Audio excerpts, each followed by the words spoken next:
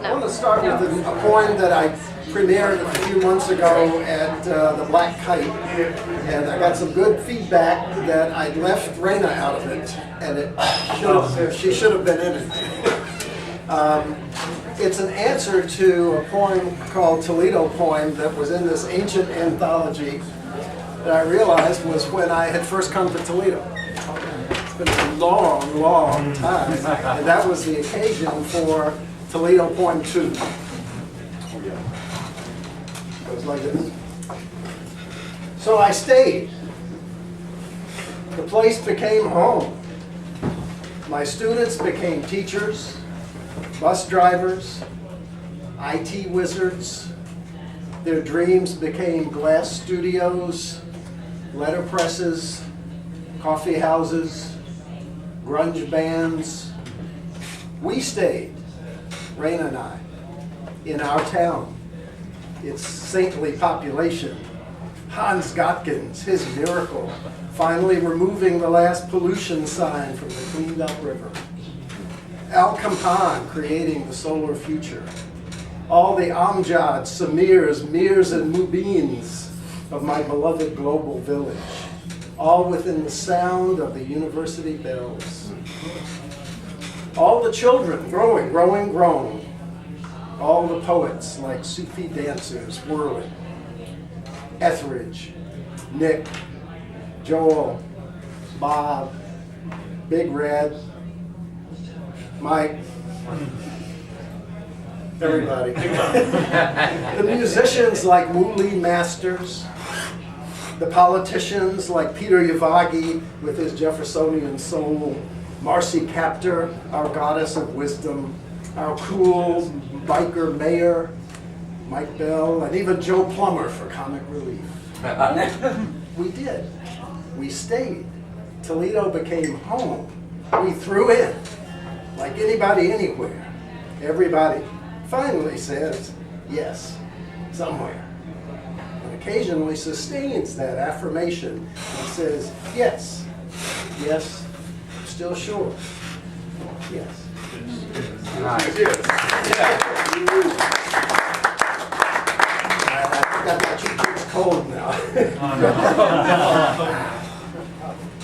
So I'm going to retire from the university at the end of this semester. So I thought I'd bring out some poems that have to do with my life up there under the tower. Since this is the Kerouac crew, if you all heard this, you mind hearing it again? No, I've heard a lot of people quote it. Okay. Sorry. You want to see if they're right. It's called Teaching on the Road. Yeah. All right. Yeah. After several works of classic American literature, I start off today by telling them I read this book on the beach near Norfolk, Virginia, and hitchhiked off into my life, a life ago. Several, actually, before the war, before Nick and Joel and Babu and Regine and Mount Rushmore poetry, before Raina, before the babies 1, 2, 3. I read this book before you were born, I tell you.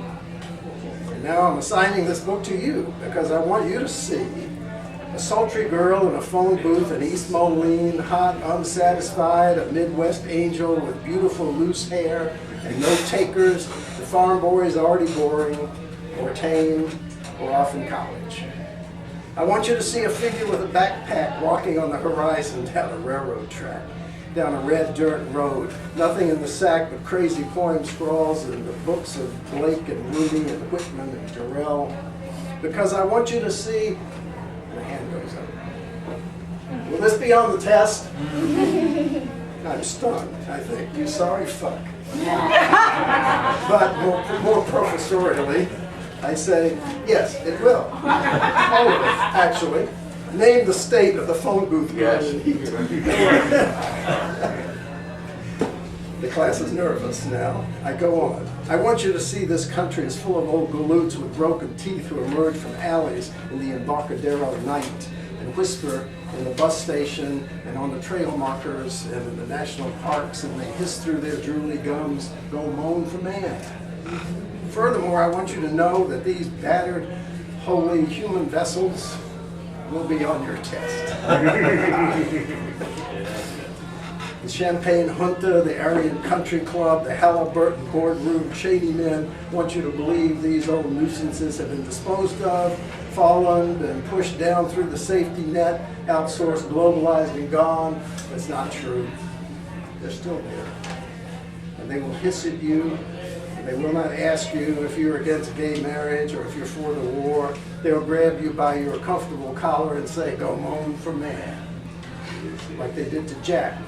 And more than that, when hissed at, you must go. Or you'll miss everything. And waste your life. My hand goes down. I read this book already in comp class, and I wouldn't let that dean guy near my boyfriend. This is good. Good point, I said. But one day you'll be dean yourself, in the middle of a circle of guys, trying to domesticate you. Maybe they'll make you settle down. They want you to be what they want you to be. That's why the bourgeois world tries to hide this book from you, even if you're a girl. The room is antsy now, miserable. I back off a little, say some stupid things about the structure of the narrative, literary critical things, irrelevant things compared to lying on the top of a car in Charlottesville, Virginia, totally blasted, looking up, sweating mushrooms, grasping the structure of the universe and the sorrows of the tropic. And I mentioned how Sal and Dean made their solemn vow to leave, but I leave out how it all really happened at the Ottawa Tavern. It was really me, it's really all of you, and it was your best friend, and I tell them, look, we've had enough. Let's try again next time. Part 2. Many absentees today. I start right in. Okay, what about the words? The words. Cottonwood seeds and watermelon water on a blacktop gas station, rainbow oil slick. Cottonwood seeds and watermelon water on a blacktop gas station, rainbow oil slick. Class dismissed. Part 3. Oh, Jack, I tried to tell him about you in school. I should have known better. What a disaster. Jack, it doesn't matter. Those coffee shops, those parties, those cars, those beautiful women, they were really there. That's all that matters. Those golden eternities wrapped in your endless paper rolls, unfolded like a highway under your enlightened, bleeding, typing fingers, and what the hell is school today?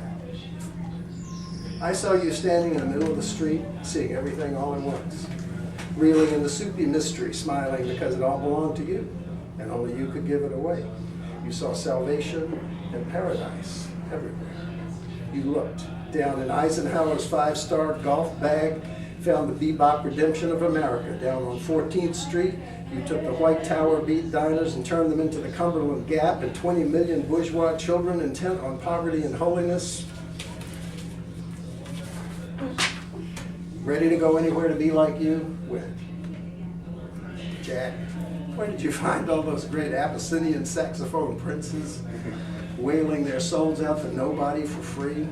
How could you have learned that and understood that and suffered all that? You were white French-Canadian Easterner, raised by a red brick wall in Draken, soothed by sidewalks, Tijan of Lowell.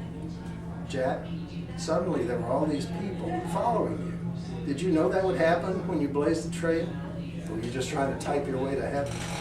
Jack, did you know that gypsies are free to roam the earth and never go to school because one of them stole the nail they forged for Jesus' heart?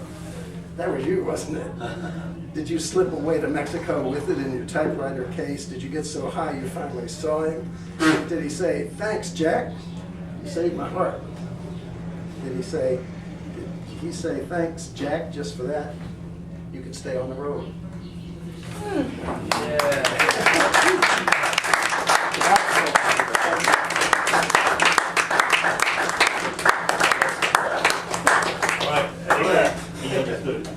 Possible that the list was just swayed. I think you might have the links.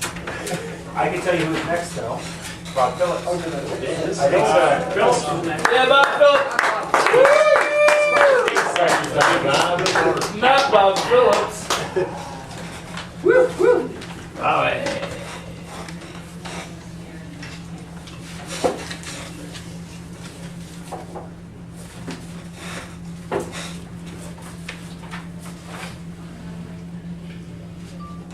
all of you except for one guy there.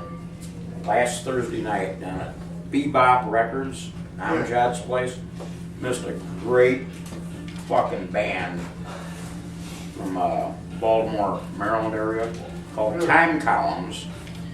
And if they ever come back to Toledo, don't miss them, man. But anyway, I heard they were coming a couple weeks ago, and I checked them out on the internet. I was blown away by the music. Anyway, they've got one song, they got a series of songs, winter, spring, summer, fall. So after I got back from the Bebop last Thursday night, I put some new music on and see if something could get inspired to write something. So I wrote a little thing here. It's called Winter Begets Spring. The night insists that you listen to it, yet hardly anybody does. An old man dying of cancer across the street with the glow of a television in his window. A skunk showing up outside the back door to eat cat food put out for the strays. Sometimes the moon seems mute, yet it's howling. The roots of dead grass like a chorus practicing in a back room. Winter is packing its suitcase. Just yesterday, the old woodchuck came out of its den beneath the metal shed and was licking at a rotting pile of snow. Birds were splashing in muddy puddles in the alley. Tonight, the stars are quiet and splashed across the sky like dice. An alphabet of noise up and down the spine. A momentary silence, loud as a drum. Not a spacey thing, but their music is kind of spacey.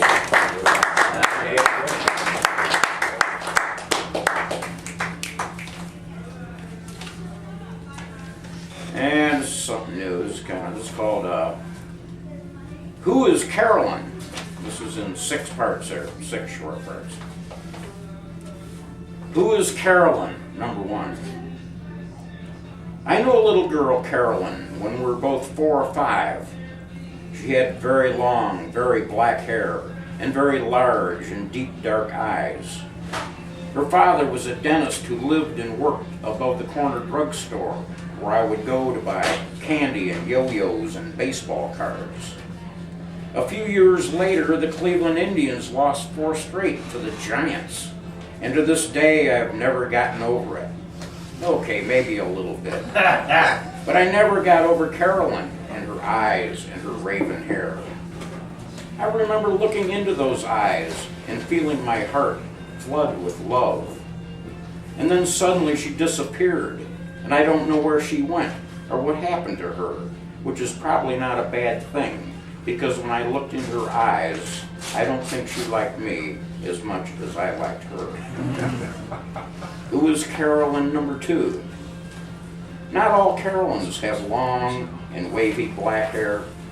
Some of them are redheads whose skin smells fresh as rain, whose blue eyes are overcast with gray. Who is Carolyn number 3?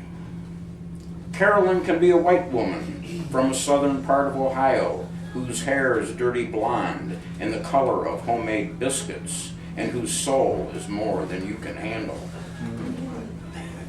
Who is Carolyn number 4? I've run out of Carolyns to think about. Except for that one who moved to Seattle. But that's not the point. What I'm thinking about is that maybe I should dedicate the rest of my life to going out and trying to find more Carolyns. If you think about it a certain way, it might not be a bad idea. Especially because you'd meet an awful lot of other people besides ones named Carolyn. And that can't be a bad thing. Oh, Carolyn, where art thee in my wrong and wayward dreams? Who is Carolyn number 5? I go into a Big Lots to buy some cheap batteries, but I can't find them anywhere. I ask an employee, where are the batteries? She tells me they had to move them, and now they are behind the cashier, so it's harder for people to steal them.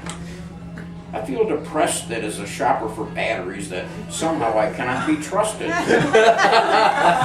So then I get in line, and when I get to the cashier, he's wearing a name tag that does not say Carolyn. Somehow in my adultness, I am not surprised. Who is Carolyn number 6?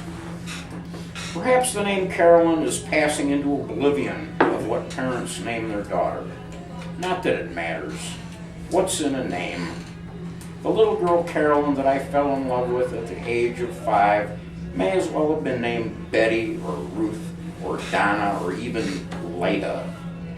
What does it matter, this elusiveness of love, as it disappears like a small cloud in an otherwise clear afternoon sky?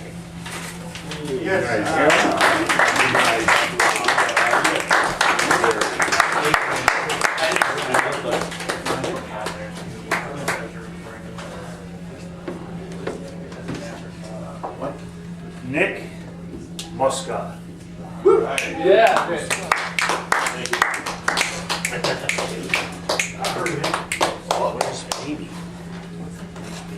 I brought one piece.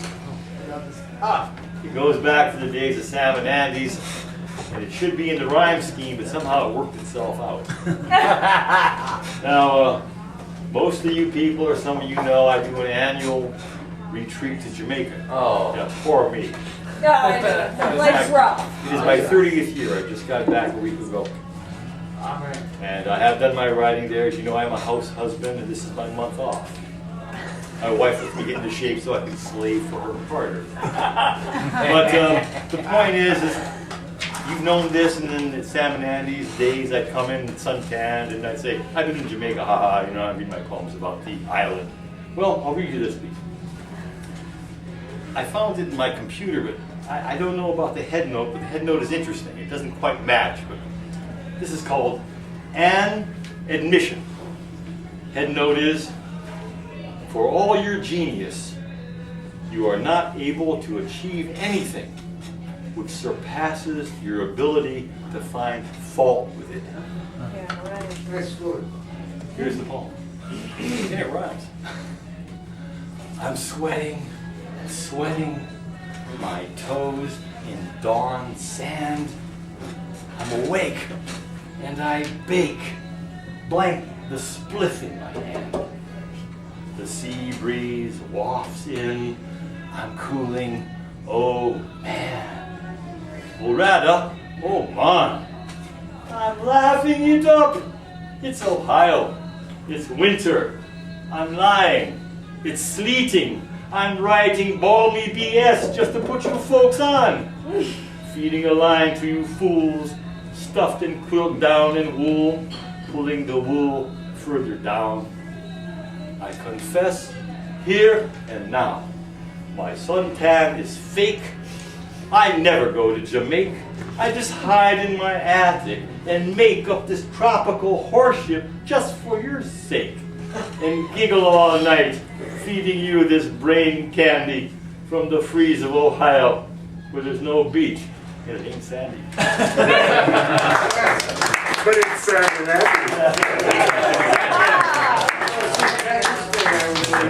Andrew Field.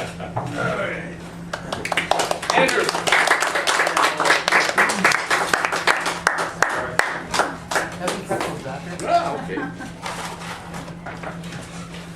All right, it's a tough act to follow. I'll read probably 2 poems. This one's more serious. It's actually about my mom. My mom, she has an atrophy in her brain, so she's having some problems walking and speaking. So this is for her. And it's called The Relationship Between Nouns and Verbs.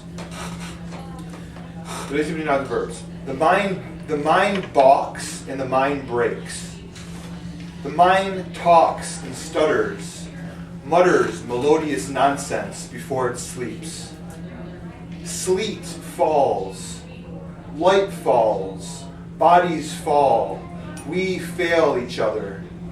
My mother has been falling, so now she walks apprehensively. The heart breaks like a plate. It makes the word shatter and the mind burns. poetry matters. Poetry matters, and poetry mutters, stutters and staggers, staggers forwards towards the morning fallen snow, and knows it all intimately. How my father knows my mother, how my mother knows herself, how the snow falls slowly like shreds of paper, like my mother's writing torn into pieces. My mother wrote. She wrote for the Detroit News. She dragged my brothers and me around. She laughed and we laughed. She took us to apple orchards and puppet plays and museums. The mind balks. The moment I knew my mother was sick, I felt I was falling and my heart broke like a plate. At night, in the neutral light of the study, I embraced my father. Eyes brimmed, the mind trembled, and the heart welled. Time walked. It walked over us, broken stones. My mother falls, my father cries, I cry, and time walks. The future trembles, and the cold moans. My mother smiles. She says, I love you, Andrew. The heart breaks, the mind balks.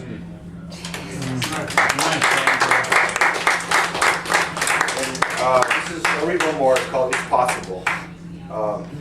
It's possible. It's possible that bathers are the best subjects for a watercolor painting. Or water, the color of water, its feel, cold or warm, or mountains, blue and green and salmon-colored mountains, lit by an uneventful day. Or light, the performance of light falling on a building. That spirit is inextinguishable, like the aurora borealis, and sensitive as skin, all the shades of skin. That spirit is common as stale wheat bread or a regular old table. That when we die, we ascend a final emptiness and find ourselves in a blue field to shake the hands of all our beaming ancestors. That afterwards, we lilt like flowers or wind and dissolve among the fireworks of angels. That when Cézanne painted Mont Saint-Victor, he had no idea what he was doing. And when he finished, he was as startled by it as a boy would be, glimpsing his mother naked. That a naked woman stepping out of a bath is an act and gesture intimate beyond belief, hence the appropriate subject for a watercolor painting. That an artist who can capture the secrecy of a naked woman emerging from her bath has exceeded the powers of his medium and deserves a place in the Hall of Fame of Pleasure.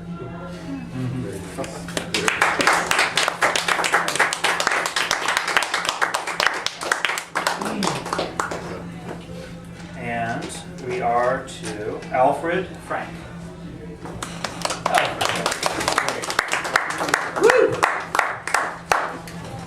I'm enjoying all these references to painters tonight. I have a very short piece about a painter, and then I have another piece about spring. This piece here is entitled Music to Paint Quickly With. Mallarmé poems laid in the background. Indigo blue outline painting is smothered in orange, colored paintbrush strokes, and impasto. Painting is complete, and the sun breaks through the clouds. Stared at the sun for 1 minute, just like Vincent van Gogh used to do. Met an Italian girl at Maxwell's yesterday. She has very orange hair. Reminds me of the girl in Fellini's film called Nights of Cabiria. Turquoise colored pencil is still sharp for a rewrite. You okay? And this poem here is called Hope. Edna, your poem dirge without music. Into my mind it screams, time out, time out. My mind thought itself to be intelligent and sane, enlightened and very hip. Tearing of old notebook pages, filled with silver graffiti marks, tearing filled with calligraphy. Where tearing happens in my mind, it is only riffling of pages, with angry, lurking ink letters, waiting for a movement inside a fisherman's net. It is no longer necessary to title this piece with some false title. Mind wanders since I returned from opening the front door. I live upon wish and desire. The hope of the wish is to stay, daydreaming long enough to have something terrifically pleasant happen to you. What a beautiful coffee stain just entered my subconscious mind, that is. This stain had a name. I hear a joke. You write as fast as a typewriter. I will only be gone for 1 hour. I will only be gone for 1 hour. I will never run away from home. Walt Disney movie music breaks this thought pattern. Pull him by the hair, dip him into the water. It smells bad. It is not hysterically funny. Just like cattle, they will sell you. You're in danger. Snicker, snicker, snicker. Go away, just like a typewriter, her disruptive voice will take you far away. Help yourself if you can. Help yourself to rescue some terrific coincidence that will alter your destiny. I'm bothered and disturbed and very upset that no matter what I do, that romantic moment I have with the silver pencil on a sleepless night is the only time creativity lets itself go within my imagined life. I no longer need the record player in my head to say, let's go back to the present. I'm filled with hope now. Unlike Edna St. Vincent Millay's titled piece, Dirge Without Music, I sat there drawing, having just had a most terrible day, trying to look non-conspicuous in the cafe. You came up to me and said shyly, do you mind if I look? Pencil drawing of an Indian shaman's mask appears. Drawing with orange pencil, I see that you carry the same brand in your hand. You mention this to me, and I see the gold Prismacolor logo on my pencil. You smile at me, and I feel incredibly suspended. Mundane chatter for a few minutes, and as we both go our separate ways, you mention, did you know that I have drawn you a couple of times? What are you thinking now? What are you thinking again? Hope. There is certainty and hope. Hope in the orange Prismacolor girl. The girl told me her name. She wore a green dress. She smiled energetically, and as she smiled, the dress transmuted from green to orange. And the orangeness of the sun beat upon the false green of the cafe table, and the poem that ensued from that pen declared, spring is here to stay. In my mind, it has a name. Lily is green. Edna the Dirge has music, and spring is finally here to stay. All right. Kerry. Yeah. I didn't read one of John's earlier. So this is one that is, it's a recycling G.I. Joe. Painted blue eyes that never blinked, all plastic, kung fu grip button and smooth buttock that I touched with my thumb, all plastic, hand curved to hold guns, grenades, a knife, all plastic, felt hair and beard hot glued to scalp and cheek, forehead and sexless groin, legs and chest defined with cubist muscles, knees and elbows that bent at right angles, all plastic again. And I want to do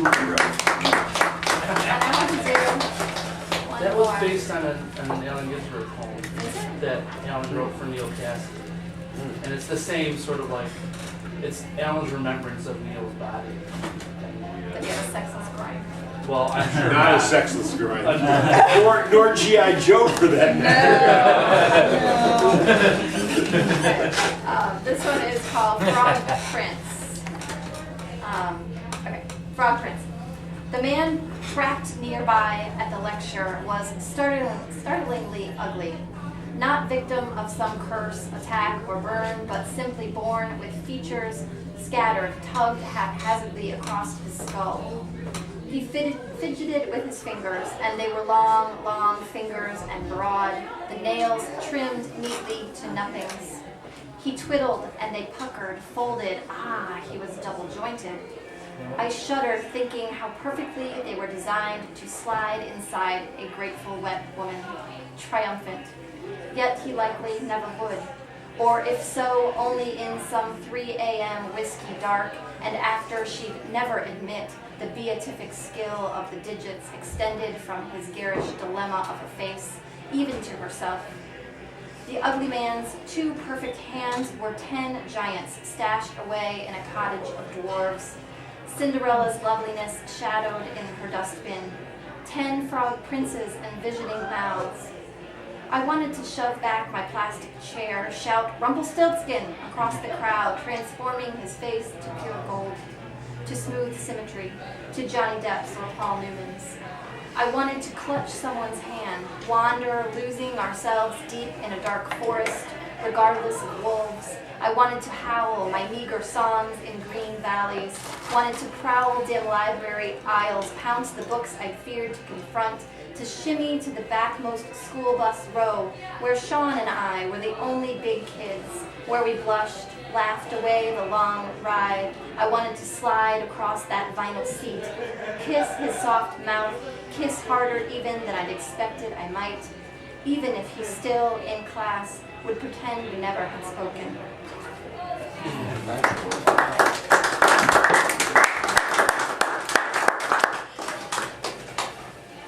So I had one that I wanted to read earlier. We sort of either, I'm not sure which, we either overestimated or underestimated the time we had or how many poems we could fit into that time. But either way, we cut ourselves short, and probably we'll learn next year do better. I had one that I would like to read next year.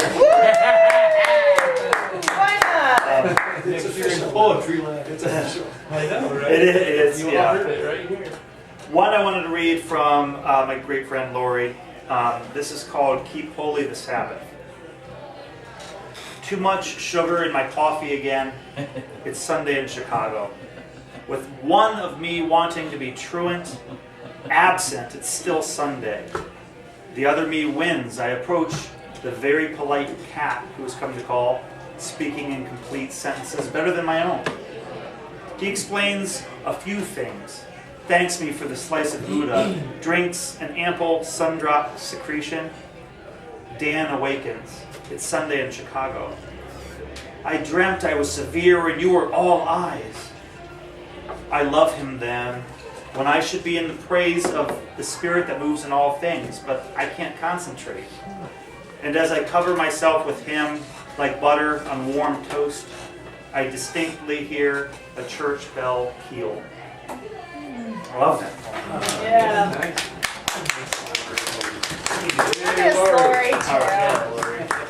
So this is a poem that I wrote about something that I had gotten when my father passed away. My mother had bought him a gift of it. Well, and appropriately, I wrote a poem about smoking. So this is a poem about my father's Zippo that I got as a token.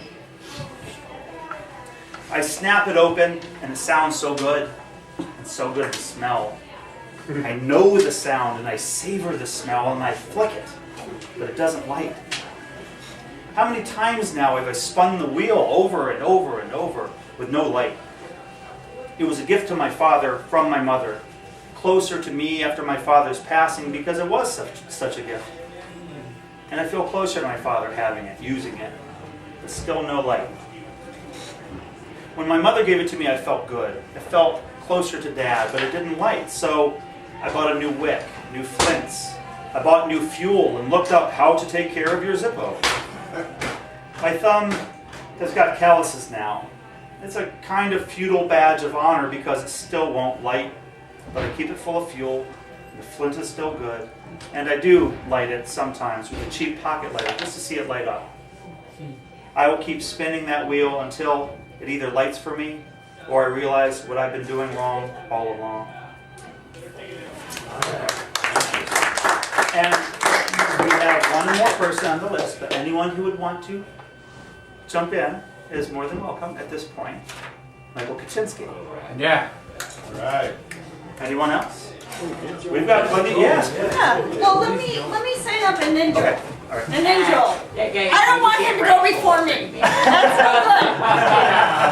no good. You don't know that poetry. Yeah. Okay. So I'll go, then Joel will go, then you will go. No. I'll go, then you go, then Joel goes? Yeah. It's perfect. It rounds it out. I only have one anyway. We'll do this New. again. So. We have to do this again so Very Don exciting. can read something. Yeah. No, I did. Yeah, Mr. my wife wants Hackney dinner. invited me to read some of his work. Yeah, the wife. But they deserve more concentration. Okay. I'm gonna read this poem. Really, we're all poets of memory when it comes down to it. aren't we? Well, you know, there's a sense of nostalgia. There's always like, I think of people like poets like Gerald Stern or Leland Lee who talk about like things that have happened or ancient history or important things. I don't know, never mind. Nothing. I'm just talking. Blah, blah, blah. This is why I make pizzas and don't teach. No! Because all of a sudden I have no idea what I'm talking about. This is a poem called Lux. And this was also written for the erotic reading that happened a few weeks ago.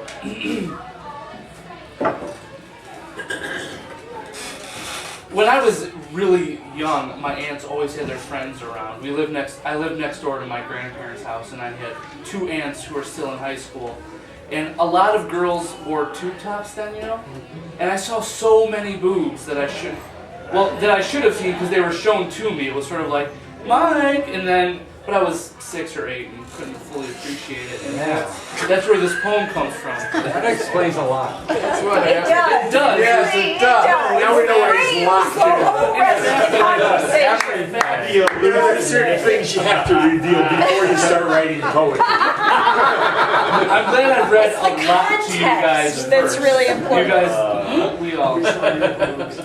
So this is called Lux. In 1984, I was 8 years old, and my aunts were graduating high school.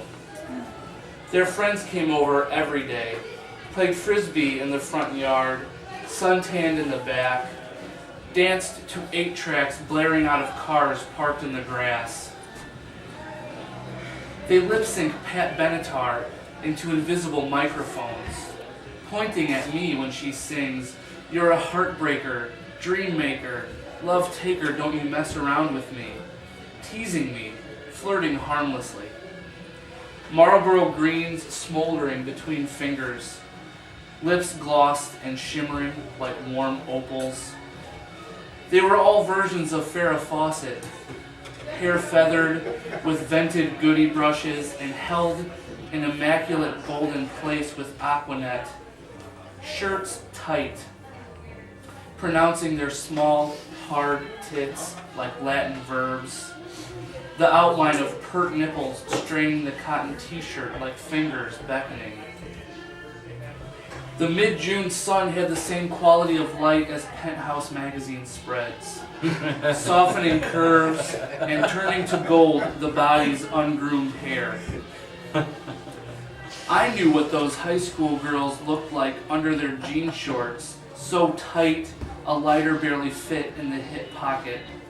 I remember that shroud of shadow between the legs, where sometimes delicate hairs glittered on the innermost thigh until darkened by suntan oil and swirled like calligraphy on the pale skin, like words of a spell meant to befuddle the senses.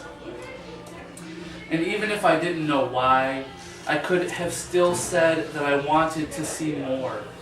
A nervous 8-year-old, desire I had no words for, wetting my mouth, sitting with these barely women in the sugar maple shade, resting back on their palms with their knees up, clenching the grass with their bare toes, legs slightly splayed, and they ask me to fetch a lighter or a glass of water.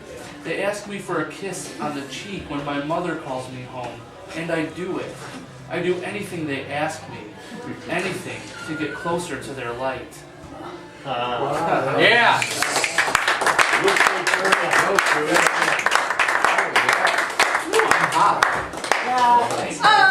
This one's about work. Yay. No, it's just new, so I want to just drop a new one on you. Okay, so this is called Celebration, subtitled The Democracy. That's really obnoxious, but by the way. Anyway, April birthdays celebrate with cake at the end of the month. The office kitchenette littered with paper plates and plastic forks with easily broken tines. The cake never nut or coconut because of allergies, and never anything exotic because of taste. We line up in odd orders. The morning coffee drinker is never bashful, used to standing in doorways spilling chatter, but mindful of the rest. So no more than half of the cake disappears by 9 a.m. Then, a lull. The dieters hesitant, resolute. The non-contributors harumphully disgusted at the social structure, the absolute communism of the obligatory pay and snack compulsion of their fellow gluttonous and conformist office comrades. By noon, another quarter has slipped away. The pots of coffee gone old and refreshed again. The frosting, a genderless gathering of shortening and sugar, puddles about the box edges, fingered mercilessly by nameless passers-by. The cake edges beginning to stale and dry, the plastic knife so pawed over and filthy that a new one appears, and the after-lunchers take their slices, thinner now, more mindful of the dwindling supply. The pieces becoming edge-only airbrushed yellow or green, wearing thick coats of greasy icing. By now, everyone knows who has grown older, by how much, where they went to dinner, and if they, and isn't it just wonderful, went out for a special treat, to the theater, or their grandchildren, or just stayed at home with the kids, and played games, just happy for another evening.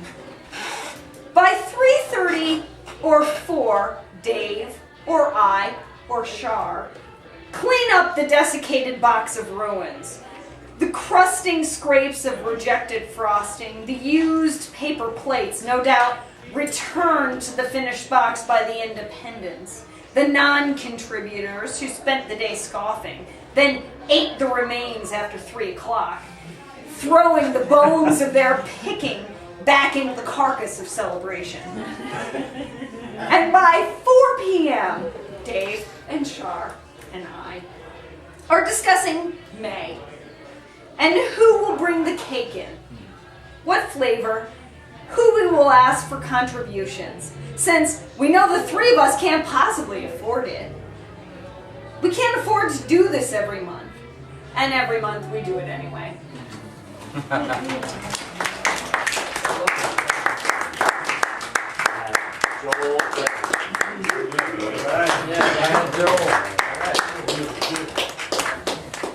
So Tom, I got to do a few little show and tells because somehow in my notebook,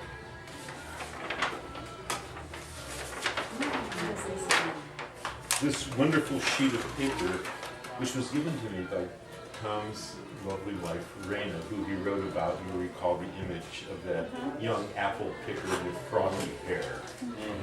That was her gift to me many years ago, and it's like been in my just look at those things, pass them around. I mean, it's like America all over again, and there's more on the back as well.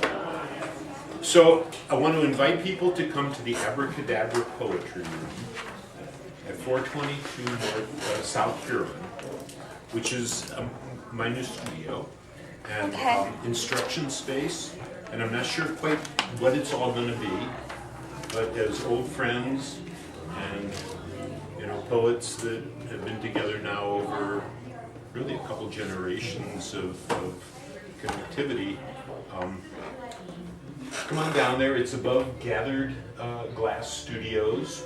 I've just finished painting the room and cleaning it up and putting the label on the door, and I'm not quite sure what it will be. I mean, I want to instruct students there without a curriculum, without the context of the university, which of course many of us went to, independently, drawing on the things that matter to me and that individual.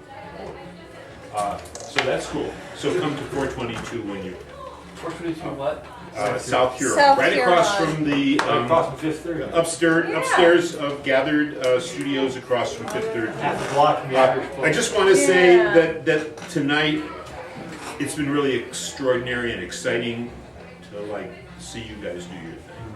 Thank you. Just a beautiful, beautiful evening of poetry. Bravo. And, you know, and we've all been like through like so many things together as writers and as a literary community, you know, and it's just it really feels, you know, empowered and fulfilling to watch you guys like do all of this.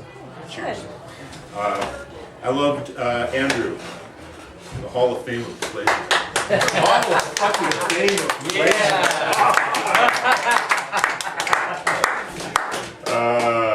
And I didn't quite get the Prismacolor. Who wrote the Prismacolor? It's a drawing pencil. Yeah, no, I know what Prismacolor is, but what you said, hope is the Prismacolor, hope is here to stay, something like that. That's beautiful, man. I really loved it. Yeah. Yeah. So anyhow, let me just read some. I want to read two things. I want to just read a little thing because Nick was talking about Jamaica, and so I visited him down there this year for 9 days, and it was wonderful. And I just want to say, then again, DJ Dave gained portfolio a few gold chains. I'll read that again. DJ Dave gained portfolio a few gold chains, and Bradley died. Some say suspiciously. Jason gone to cocaine and AIDS. Crystalette left. Japanese lost a few more teeth. And trombone says natty. Not the natty you know, man. Talking. No more deep, long silences. That's just between me and me. Yeah. No problem. So, in 1988, when Mike Kocinski was 12 years old, and others were of whatever random Much older, youthful 12 ages. Come on, hang out. Good enough. Just I published in college. I published in Exquisite Corpse this account of an event that took place at the Collingwood Arts Center auditorium. Okay. And so I want to read it because you guys probably didn't. I mean, you were like kids. So Exquisite Corpse which was Andre Codrescu's periodical for about 20 years. One of the features of the magazine was called a cafe tabloid. It was called a cafe tabloid because it was cut like this. You could fold it up and read long columns, right? And a little cafe table like this with a cup of coffee. Right? And so they published bureau reports. And bureau reports were like reports of what's going on in different places around the world. Toledo, Ohio. This is from, I know it's 1988. Some Peace Bell Gardens, Crystal Star, Torah Dance, Third Eye Greeting, Healing Circle, etc. By the second of the 4 scheduled intermissions, 10 people remained in the 490-seat auditorium. Stargate Expo Unlimited's Cosmic Visionary event was mercifully and unceremoniously over. Adios, Nirvanista. It's hard to sell heaven in the Rust Belt. We've been through too many contract negotiations, watched steel depart Youngstown, rubber exit Akron. Inhabitants of the region are an aberrant subspecies nurtured more by flaming water than celestial idols. And when a 1 million-gallon oil slug recently thickened the Ohio River, most people just kept on drinking. The state is a national toxic waste dump. Toledo's municipal water lines run through a landfill site. Honestly, you know all this. Run through a landfill site. Water separated from poisonous soil by a few feet of clay and 10 millimeters of polystyrene. Pop utopias lack that grinding, gritty assembly line beat. The Blade, our local newspaper, has no arts and culture page, opting instead for a huge Sunday entertainment section, a title lacking sweetness and light but mercilessly honest. Even football teams don't care about the past, preferring to stay in the mud where it's fierce, beefy, and clean. Nobody has a working hot tub, though I can think of several cold, contracted, out-of-commission garage installations inoperable while lake ice heaves and buckles. At the mention of a conch performance, an Ohioan's mind shifts to images of a rap act with hairdos. The gong master is surely a screaming ninny, yanking axe on a distasteful television program, working in quarries and concrete plants, continuing to develop canines and harsh dissolving stomach acids as opposed to body nectar. Industrially bred Ohioans are more Paleolithic than Aquarian. Kielbasa is the state flower. We're no more illuminated than the green in a hog's eye. So now that it's about played out elsewhere, New Age trendmasters are backpedaling into Ohio's cities. Helios A. Jabathelia shouldn't be held to know this, as he's an extraterrestrial residing in Colorado while visiting Earth. No one holds tourists to informed local knowledge. Perhaps the same can be said for Don Canroe, his collaborator, who sells an array of holy paraphernalia. But he's from New York City with a couple of business addresses in Massachusetts for those interested in healing light wands or gongs for the home. There's a familiar upfrontism about his mellifluous bunk. After all, he's selling hardware, while Helios Jabathelia, E.T., promotes the fuzziest softwares, light, sound, futures, airy feel-good stuff. So anyhow, they brought their game to town and ran it, and I felt like a chump, even though I paid $10 knowing I was buying an evening scam show. That Hamilton at the Collingwood Arts Center Auditorium. It was an oil change, a week of school lunches, the Pump Up the Volume EP with change for McDonald's. The Cosmic Visionary event was agony. Circle swoons, holographic sound attunement, spirit lights, computerized fucking light tubes programmed to oozy elevator musicoids, itchy peaceful poetry, Mayan flim-flammery. Well, the babysitter was due at the South End by midnight. Driving her back down there took 10 minutes, and I didn't say a word about the greasy nuts and dolts of a decidedly earthbound Toledo existence.